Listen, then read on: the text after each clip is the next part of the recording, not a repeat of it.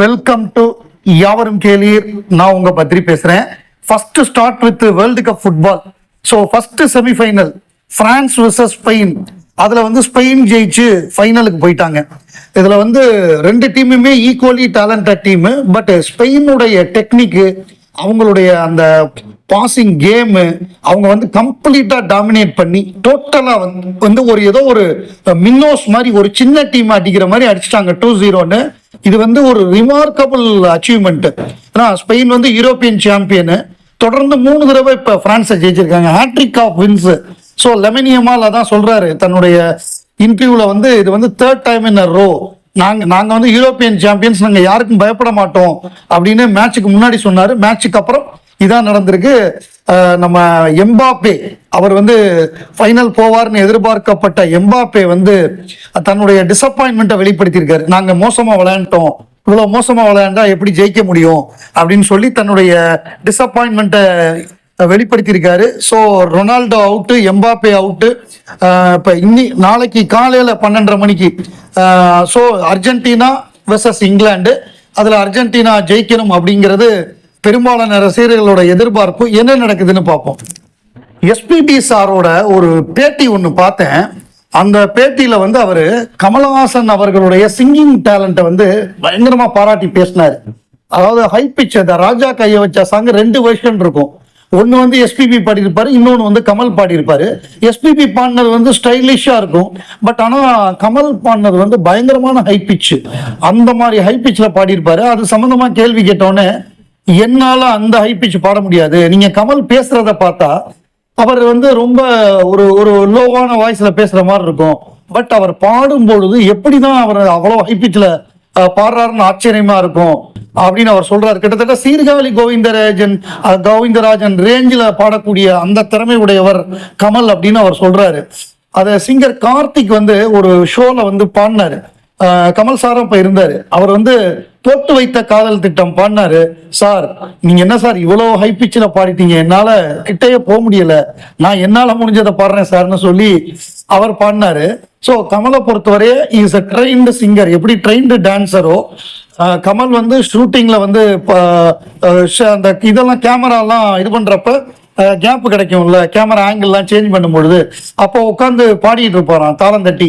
அதை பார்த்துட்டு முக்தா சீனிவாசன் தான் அவரை பாட வச்சிருக்காரு. முதல்ல ஞாயிறு ஒளிமழையில் அப்படின்னு அந்தரங்கம் படத்துல தேவராஜன் மாஸ்டர்கிட்ட கொண்டு போய் விட்டாராம். இவருக்கு பயமா, அவர் இப்படி கைய ஆட்டி பண்ணும்பொழுது கிட்டக்க கண்ண குத்திடுவாரோ அப்படின்னு பயந்துகிட்டே பாடின பாட்டு தான் அந்த ஞாயிறு ஒளிமழையில் அப்படின்னு சொன்னாரு. அப்புறம் இது சிகப்பு ரோஜாக்கள் அந்த பாட்டு எப்படி பாடினேன், அது பிலிம்ஃபேர் அவார்ட் ஃபங்க்ஷன்ல அவர் ஒரு இங்கிலீஷ் பாட்டு பாடினாராம்.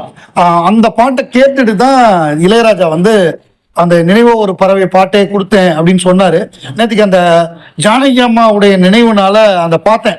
ஜெயா டிவியில கலக்கப்போவது யாரு அப்படின்னு, கலக்கப்போவது கமல் அப்படின்னு அந்த நிகழ்ச்சியோட பேரு. ரமேஷ் அரவிந்த் தொகுத்து வழங்கியிருப்பாரு. எல்லாருமே நம்ம பார்த்திருப்போம் தீபாவளி அப்ப. இது பல வருடங்களுக்கு முன்னாடி. இப்போ ஒரு என்ன சொல்றது, ரிப்பீட்டட் ஆடியன்ஸுங்கிற மாதிரி திருப்பி ஒரு தடவை பார்த்தேன் ஜானகி அம்மா நினைவுனால. ஜானகி அம்மா, எஸ்பிபி, சைந்தவி, கார்த்திக், இன்னும் நிறைய பேர் பாடினாங்க. மனோரமா ஆட்சி பாடினாங்க. எல்லாமே பிரமாதமா இருந்தது. அது ஒரு 14 வீடியோவோ என்னமோ இருக்கு ஜெயா டிவில. அதை பாருங்க அவசியம். திருப்பி ஒரு முறை, ஏற்கனவே பார்த்திருப்பாங்க நம்ம ஆட்கள்லாம், திருப்பி ஒரு முறை ஜாலியா பாருங்க. இன்னைக்கு பிரதாப் போத்தன் அவர்களுடைய நினைவு நாள். டைரக்டர் பிரதாப் போத்தன் உலகநாயகன் கமலஹாசனுக்கு ரொம்ப ரொம்ப நெருங்கிய நண்பர். ஸோ அவர் ஜூலை 15 தான் காலமானார். அவரை பொறுத்தவரைய அவர் ரொம்ப ஸ்டைலிஷாக படம் எடுக்கக்கூடியவர். ஏன்னா அவர் அட்வர்டைஸ்மெண்ட்லாம் நிறைய, ஜிங்கிள்ஸ்லாம் நிறைய பண்ணி ரொம்ப ஸ்டைலிஷ். அவருடைய படத்துல காஸ்டியூமா இருக்கட்டும், கேமராவா இருக்கட்டும், மியூசிக்கா இருக்கட்டும், எல்லாமே ரொம்ப சூப்பராக இருக்கும். அது வெற்றி விழா எடுத்தார் அவரு. அந்த வெற்றி விழா இங்கிலீஷ் படம் தான். அது இந்த பர்ன் ஐடென்டிட்டி அப்படிங்கிற அந்த புத்தகம் அவங்க படம் எடுக்கிறதுக்கு முன்னாடி இவர் எடுத்துட்டாரு. ரொம்ப பிரமாதமா எடுத்திருந்தார். அதுல கமலஹாசனுடைய காஸ்டியூம்ஸ், அந்த டிஷர்ட்லாம் போட்டு வருவாரு. அந்த பூங்காற்று உன் பேர் சொல்ல கிரீன் டிஷர்ட் போட்டு வருவாரு. கிரீன் டிஷர்ட்டு, அந்த கோட் சூட்டு, அதுல வரக்கூடிய எல்லா காஸ்டியூம்ஸுமே பிரமாதமா இருக்கும். ஸோ அவரை பொறுத்தவரைய அந்த படம் சாங்ஸ் மிகப்பெரிய ரெக்கார்ட் பண்ணிச்சு. அந்த படம் கேசட் ரிலீஸ் ஆன அப்பவே 1 லட்சம் கேசட்டுக்கு மேல முதல் நாளே வித்து பிளாட்டினம் டிஸ்க் வாங்கின படம். மாபெரும் வெற்றி படமா அமைஞ்சது. அவர் மறைந்த பொழுது கூட கமல் ரொம்ப உருக்கமா ட்வீட் போட்டிருந்தாரு. ஏன்னா அவர் ரொம்ப கால ஃப்ரெண்டு. அவர் வறுமை நிறம் சிவப்பு அந்த மாதிரியான படங்கள்லாம் கூட நடிச்சிருக்காரு. குறிப்பா வந்து மலையாளத்துல டெய்சின்னு ஒரு படம், அது வந்து பிரதாபோத்தன் பண்றாரு. அந்த படம் வந்து வியாபாரம் பண்ணணும் அப்படின்னா அவருக்கு வந்து ஏதாவது ஒரு ஒரு ஒரு பெரிய விஷயம் ஒன்று பண்ணணும். அப்போ அவர் என்ன பண்றாரு, கமல் சார்கிட்ட வந்து நீங்க ஒரு கேமியோ பண்ணி கொடுத்தீங்கன்னா எனக்கு நல்லா இருக்கும் அப்படின்ன உடனே அதுக்கு என்ன தாராளமா வந்து பண்றேன்னு சொல்லி ஒரு வித்தியாசமான கெட்டப் லாங் ஹேரோட நடிச்சு கொடுத்து அந்த படம் அவருக்கு வந்து ரிலீஸ் ஆகிறதுக்கு பெரிய ஹெல்ப் பண்ணாரு. அது கமலோட கேமியோ வந்து ரொம்ப என்ன சொல்றது, ரிமார்க்கபிளா இருக்கும் அந்த படத்துல.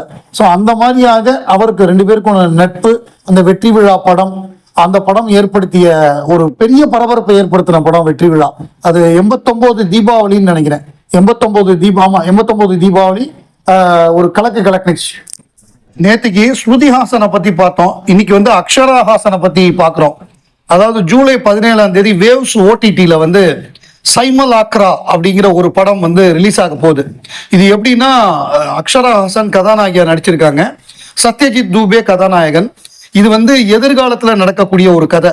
அது எப்படின்னா அந்த நம்ம சிப்பு, கம்ப்யூட்டர் சிப்பு மாதிரி பிரெயின் சிப்பு, பிரெயின்ல வந்து மெமரி சிப்பு வைக்கிற மாதிரியான ஒரு காலகட்டம். அதுல எப்படின்னா மெமரிஸ் எல்லாம் அழிச்சிடலாம் அப்படி. அந்த மாதிரி இப்ப அந்த காதலனுக்கும் காதலி 2 ஹீரோ ஹீரோயின் 2 பேருமே ஒரு காலத்துல லவ் பண்ணவங்க. ஆனா காதலிக்கு வந்து அவ பிளாங்கா இருக்கு, இவனை பத்தி எந்த நினைவுகளுமே அவளுக்கு இல்லை.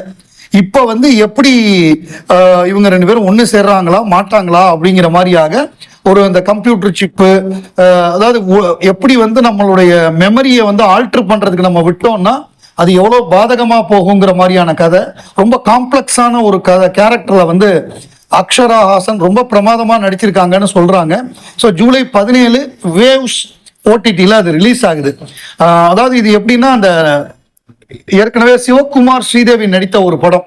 அதாவது ஒரு முனிவர் சாபம் கொடுத்துருவாரு, அதனால வந்து கதாநாயகனுக்கு வந்து கதாநாயகி வந்து கதாநாயகனை ஞாபகம் இருக்காது. அப்புறம் அந்த பழைய பாட்டெல்லாம் பாடி ஞாபகப்படுத்துற மாதிரி வரும். அந்த சின்ன கண்ணன் அழைக்கிறான் அப்படிங்கிற ஒரு பாட்டு, இது வந்து புராணத்துல இப்படி ஒரு கதை உண்டு. அதையே இவங்க மாடர்னா மாத்தி கம்ப்யூட்டர் சிப்புலாம் கொண்டு வந்து மெமரி மறந்து போகுதுங்கிற மாதிரிலாம் சொல்றாங்க. பார்ப்போம் அந்த படம் வந்ததுக்கு அப்புறம் எல்லாருடைய நடிப்பு எப்படி இருக்கு, படத்துடைய டெக்னிக்கலா எப்படி இருக்கு அப்படிங்கிறதெல்லாம் பார்ப்போம். இன்னைக்கு முன்னாள் முதல்வர், தமிழக முன்னாள் முதல்வர் கர்ம வீரர் காமராஜர் அவர்களுடைய பிறந்த நாள்.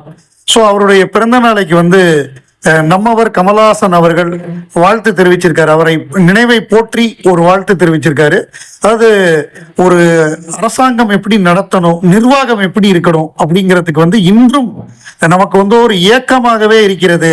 காமராஜர் ஆட்சி அப்படிங்கிறத வந்து தமிழர்கள் வந்து என்றென்றைக்கும் நினைவுல வச்சிருப்பாங்க அப்படிங்கிறது, அவருடைய புகழ் என்றும் நிலைத்திருக்கும். இப்ப கூட ஒரு நேர்மையான ஆட்சின்னா காமராஜர், கக்கன் அவங்கள பேரை தான் நம்ம சொல்றோம். ஸோ அந்த அளவுக்கு இன்றும் வந்து சிறப்பா அவருடைய பேர் வந்து மக்கள் மனங்களில் இருக்குங்கிறத கமலஹாசன் அவர்கள் தன்னுடைய வாழ்த்து செய்தியில குறிப்பிடுறாரு.